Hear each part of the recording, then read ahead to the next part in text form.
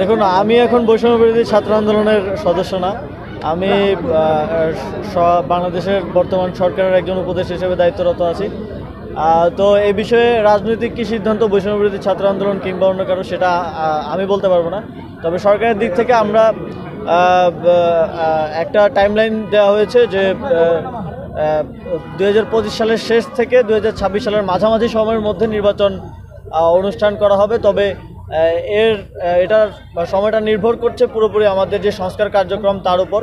আর আপনারা জানেন যে সংস্কার কমিশনগুলোর প্রায় 3 মাসের মতো হয়ে গেছে এবং কমিশনগুলো খুব দ্রুতই তাদের যে রিপোর্ট সেটা প্রকাশ করবে এবং সেই রিপোর্টগুলো নিয়ে পলিটিক্যাল পার্টিগুলোর সাথে এবং আরও স্টেক হোল্ডারদের সাথে কনসালটেশনের মাধ্যমে আমরা সংস্কার কার্যক্রমে দিকে সরকার যাবে এবং সংস্কার কার্যক্রম বাস্তবায়নের পরেই আমরা একটা ইলেকশনের দিকে যাব। ইলেকশন কমিশন এটা নিয়ে কাজ করছে।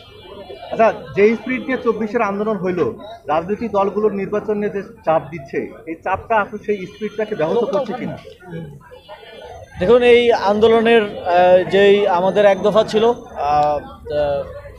ফ্যাসিবাদী সরকারের পতন এবং ফ্যাসিবাদী ব্যবস্থার বিলোপ, সেই এক দফা বাস্তবায়নের জন্য সরকার কাজ করে যাচ্ছে। ফ্যাসিবাদী ব্যবস্থার বিলোপের জন্য সরকারি প্রতিষ্ঠান এবং সকল প্রতিষ্ঠানের যে ধরনের সংস্কার প্রয়োজন, সেই সংস্কারের এজেন্ডা নিয়ে সরকার কাজ করে যাচ্ছে। সংস্কার কমিশনগুলো রিপোর্ট দিলে আমরা সেই রিপোর্ট অনুযায়ী তা বাস্তবায়নের চেষ্টা করব।